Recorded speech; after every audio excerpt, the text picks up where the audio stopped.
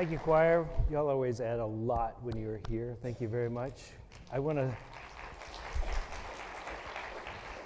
Today we're talking about karma, and I think you're adding to your good karma. Every time you do this, just keep it up. You'll be in the choir of angels at some time. You know, karma is an interesting thing because in the West we have a fairly small understanding of what karma is. But, you know, if we were to say karma was simply one thing, it would be the outcome of your previous actions. So one of the actions we had last week was when people were here and they were inducted as members, and you could tell, or I could tell, or I could imagine that those new members had a journey, a spiritual journey, to get here, to come to that point of acceptance, that this is their path for at least now, and they wanted to deepen in it. And we're going to make that available to anybody who wants to do it next week also, to learn enough about this church, about the unity movement, to see if it is a path for you. So I would invite you to consider that if you have not become a member and are thinking about making a commitment internally to your own spiritual growth. This could be one more step in that process. And you'll go to heaven if you join. So this, I want to come to this idea of karma, and I must say I don't feel like an expert on karma, other than I know I have some, and therefore it's playing out. I would say that karma can't explain everything. It doesn't explain all the reasons why the world is the way it is or why your life is the way it is. But it is my understanding that karma is largely a mental thing. And if you've noticed, most of your experiences are mental experiences. Show me something that you know that did not come through your nervous system. Not much, if any. So conditioning the mind to be clearer, to be cleaner, and to not fall into repetitive traps is the process of cleaning up your karma. And cleaning up your karma then allows you to have more happy, blissful, joyful experiences. And since the only experience you're going to have is going to be through your mind, this is where the work is done. Now, doing good deeds is a way of doing that, but it's an external thing to condition your mind. I've said this many times when I was learning to be prosperous, and we do occasionally here we'll do a class on prosperity. If you're new to Unity, that's one of the things Unity says, is that essentially you have the right to be prosperous, and it is not an evil thing to be successful in the world or to accumulate assets. And to feel comfortable in this world that you have enough is one of the basic teachings of Unity. And I took that class when I was at Unity Seminary, and one of the things I did at that time was I said to myself 2,000 times a day, I'm prosperous, which was contrary to my ongoing mental state prior to the class. And after several months of saying I'm prosperous 2,000 times a day, I felt prosperous. But I also started tithing, which is giving 10% away of my income. Wasn't hard to do. I wasn't making much. It didn't feel like a big burden.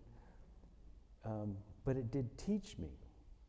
And over time, I began to have the experience of being prosperous no matter what was happening in my life. There was a baseline that had changed in my life because I had reconditioned my mind to perceive the world from those lenses rather than the lens of not enough.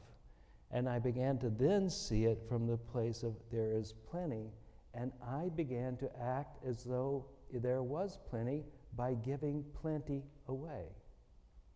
Now, only rich people can tithe, right? Well, that's how the mind works. You have to have more than you need to give some away, don't you? That's a definition of rich. If you have more than you need, you're rich.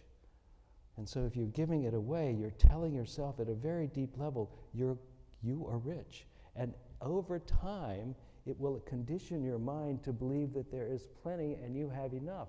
So the actions you do and the thoughts you think condition your mind to experience the world in that way. And that's really what unity teaches that I think can be related to karma.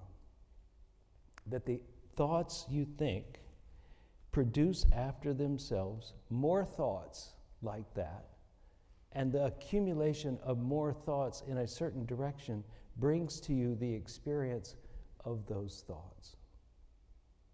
Very basic, but not easy to do always.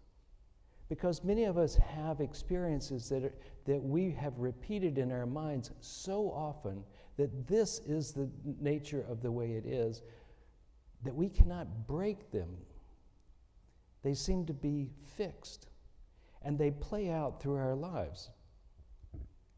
And they keep playing out through our lives until we resolve that or change our minds. This is a kind of karma. This is cause and effect. As you think it, so you become. As you repetitively think it, so shall you experience. As you repeat it over and over, it becomes your character, and you become that person. So if you practice anger, and I mean practice anger, not like get angry and then get over it, but practice anger. And there are people, not one single person in this room, but there are people who do this. And they build up a momentum in anger that everything is met with anger. Sadness is met by being angry. Hunger is met by being angry. Disappointment is met by being angry. That is their pattern, and their pattern then leaves a wake in their life that may be unpleasant for them and unpleasant for others. This is building momentum toward anger. But on the other hand, if your momentum was about, let's be kind, and as often as you can, and in as many places as you can remember, you're kind to someone, and you think of others enough that they can tell that you're doing something for them, and it keeps reinforcing their thanks, reinforces your actions, and it keeps building and building, you become a kind person, and it becomes your character. This character then leaves a wake which you will recognize and will feel. So that's another form of karma. When you do good things, you say, think, act kindly to others. There's a responsibility karma. Have you seen this? We find many people of older generations now talking about younger generations like their parents talked about them, is that they aren't responsible. They have not learned how to do that. And you can tell them when they walk in the room, they can't really even walk straight. They're just wandering through this. It's a horrible thing for parents to see. Of course, they were like that at one time. But they have developed enough momentum toward responsibility by the time they're parents that they can see it in their children, that their children need to do this. There is a gap, and that everyone can build on those weaknesses and become more like it.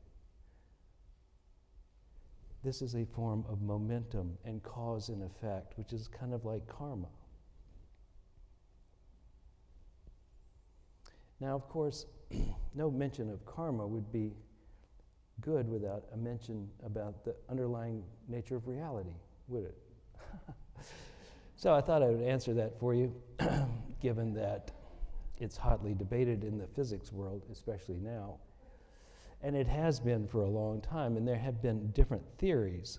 I was listening to an incredibly interesting conversation between a physicist, atheist physicist, and a Buddhist. And it reminds me of a joke. You know, the Buddhist goes to the hot dog stand and he says, "Make me one with everything."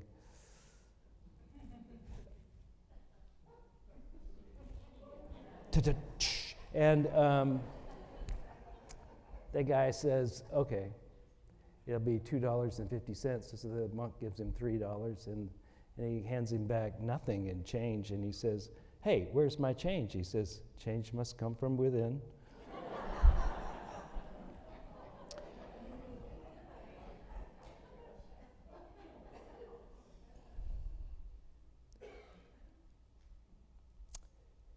Here's what the physicist was saying. He was saying that we don't know everything. We don't know all the layers of, we don't understand everything. There are many layers to the world. At the subatomic and atomic level, we do understand almost everything that will affect your life. So we can say with some certainty that we know everything at that level there is to know that will affect your life, because we have pushed the boundaries to the point where whatever exists that we don't know yet probably won't be of any consequence in your life. Now, we don't understand politics, nor relationships, nor any of that stuff, but at this lowest level, this lowest material level, we think we do understand that. And there is nothing in that that says you, that has anything to do with a divine being or anything like that. It's just simply, this is it. And there is no life after death. And the Buddhist says, well, that's really great for Western science, but have you looked to the East to see if there are other forms of intelligence in the universe? And essentially, he said, in the East, they have 5,000 years of rigorous scientific investigation of the nature of the mind. And what they have been able to do and repeat over and over is that by spending much time, maybe tens of years, quieting the mind, you can go past the level of the personal mind down to the universal consciousness. And in that universal consciousness, if you drop into that, you can remember lifetimes before, and I suppose after. You can remember lifetimes there. And they have done this experiment over and over, and their scientists of the mind have proven this to be true. And so one day you might realize that your colonialist white man world doesn't know everything. There is something else in there. It was a fairly profound argument. Always good to bring in colonialists, just if you want to stick somebody really hard. And I think it's true. There are basically two forms of understanding the world. Very, very, very basic two forms. One is, which came first, consciousness or matter? And, you know, religious people traditionally would say consciousness in some form or fashion, and maybe physicists would say matter. But we're going to take the point of view here that consciousness comes first, that consciousness is the basis of everything we know. This is easily proven by asking yourself, what do you know that you're not conscious of? It's your consciousness that allows you to know anything. The sensations in your body are directed toward your consciousness, and that's how you know your consciousness. You are conscious, that's how you know it. It's very, very fundamental on an individual basis. On the basis of your experience, you are consciousness, not bodies. We have bodies. There is something, most likely, outside your body, but you can't know it outside of consciousness. Right? And therefore, the primary object of your life, if it's directed toward the outer world, is directed toward effects rather than source. Right? It's directed toward manipulating something so that you can have a different experience on the inside, and maybe there is a faster, better way to change what you experience rather than changing the outer world. I've spoken about this over the last couple of weeks in a very different way. I've said it twice now, and I'll say it again, there is often in our hearts or in our souls a missing, a place where we don't feel adequate, that something is missing. For some people it's, I'm not rich enough.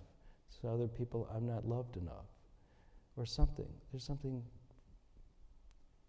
It's tragic, but it's true that most of us carry around something that would qualify us for being miserable on the inside, even though we put a happy face on the outside.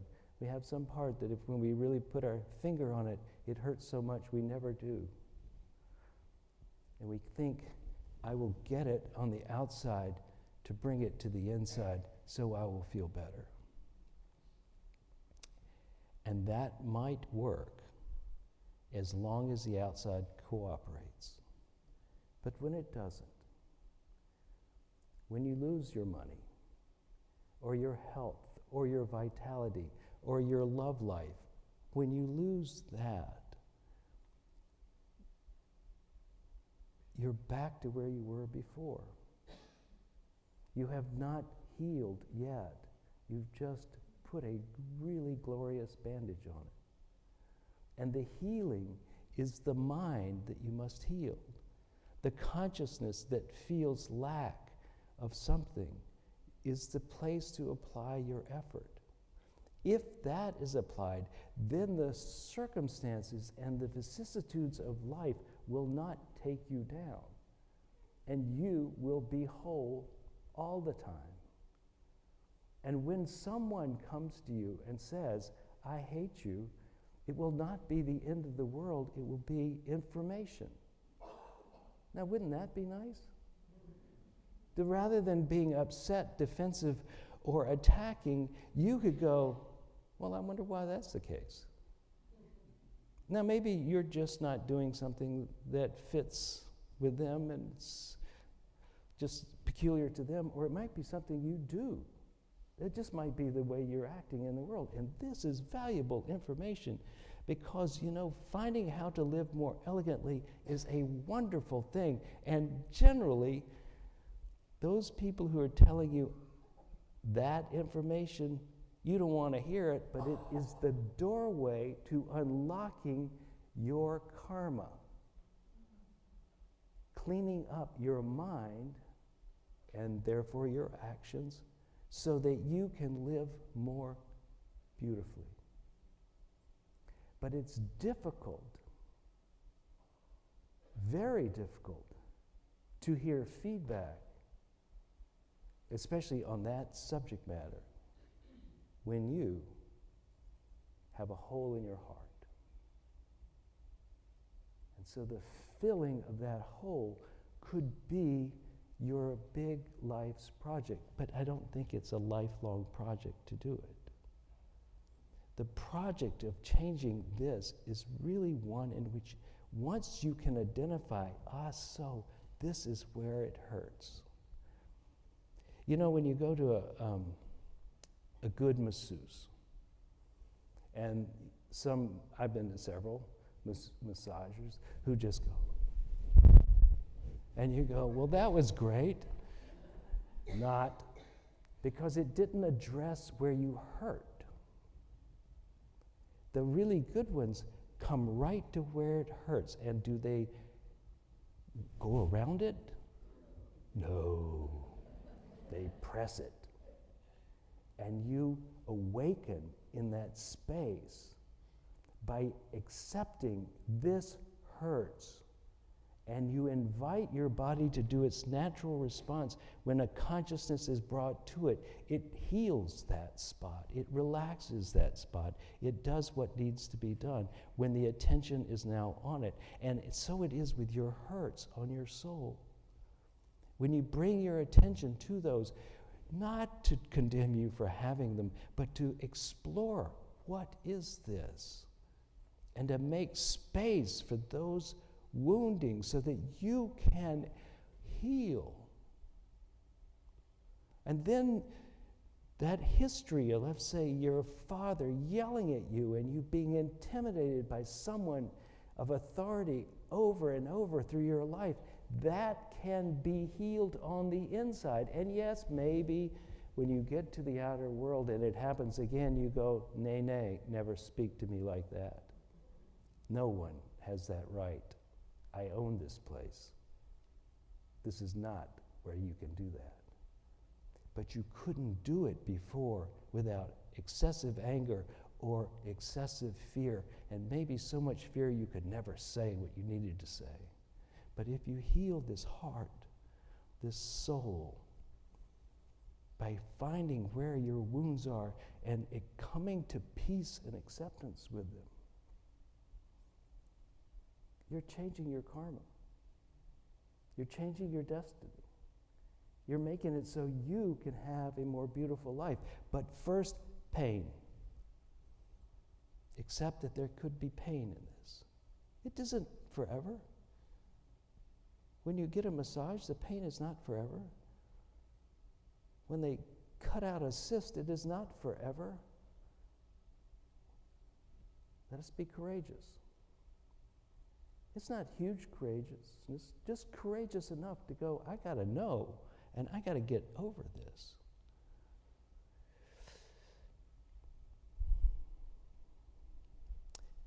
This is spiritual practice. To come to peace and acceptance about everything you can. Doesn't mean you won't act. You may act more boldly, more clearly, more strongly, but come to peace and acceptance about how it feels in you. Byron Katie, one of my great heroes, I often call her the Buddha of America. Her whole, and she's easy to find online, and she has free classes online. She'll teach you everything you need to know. If you want to get over hurts quickly, she makes it very clear that the only reason it's hard for you is because you haven't come to understand it is only in your mind. It's only consciousness. And when you get beyond that, then the world becomes a beautiful place. I spent some time with her in Los Angeles. And at the end of this 9-day retreat, I went up to speak to her. And I got about as close as I am to Jay. And I walked into a wall of energy that was so profound that I could understand why everybody who would work with her would come to a state of peace and acceptance, because it radiated off her that strong that by the time I got to where the music stand was, it was like, whoa, I'm in that same state now. Imagine if that became your gift to the world. That everywhere you went, people moved dramatically toward peace because you had found peace in yourself and had questioned your thoughts and your attitudes enough, and where it hurts enough that it no longer hurt and you no longer judged, and you were that person that people come to when they need to be at peace. And I think every one of us could do that. This practice of unwinding our mental patterns. This is the practice of saying yes to grace. Think about this. Let's say grace was your teacher, your internal teacher. And grace was always putting you in places where you would be confronted with that which you have not resolved. Over and over. Marrying the same person over and over. Walking in the same street and tripping over the same pothole over and over until you woke up and went, ah, so, that's it. And the moment you wake up, you go, well, thank God, but all along it was taking you toward your lesson repeatedly. And sometimes it feels like you're pushed or pulled into difficult situations, and sometimes it feels like you're released from them. And all of that is grace, and all of that is working with your karma to clean it up. And when you clean it up here, given that consciousness is not exactly linear, but universally present in the future and the past, you clean it up in both directions as you go. And the world becomes a better place. I have not time to explore this idea, but I'll throw it out there. They say that there are infinite number of universes, and every time you make a decision, you form a new universe. So if you don't like the way this universe is going, change your mind. Right? It is your world. And maybe you think you're just changing your mind here, but maybe this consciousness that goes to the future and the past also goes out to the side as well. And as you change it in you, you change it around you. And if we do enough of that, collectively, we change the world we live in. We own this place, whether we know it or not, and it is a result of our thinking. Our emotional, mental constructs are forming this world. Let's change them for the better. Let us pray.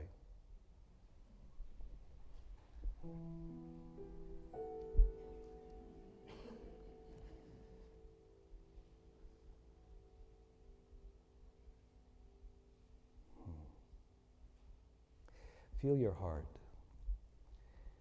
or maybe just feel your emotions, however you want to start. How are you feeling? So the feelings may not tell you everything, but they can point you in a direction. What needs to be healed, accepted?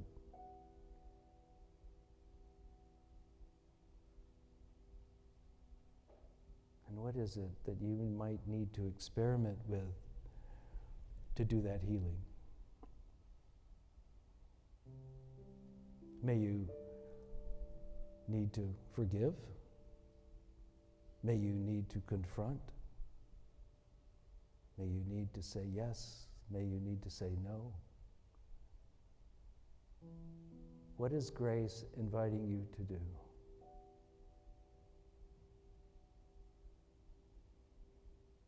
What is next in your unfolding?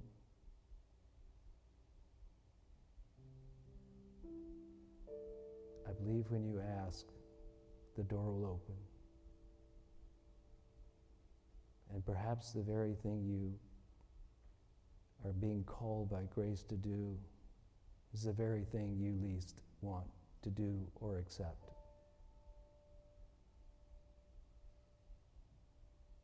Who knows? But as we journey on this path, let us be willing to find out.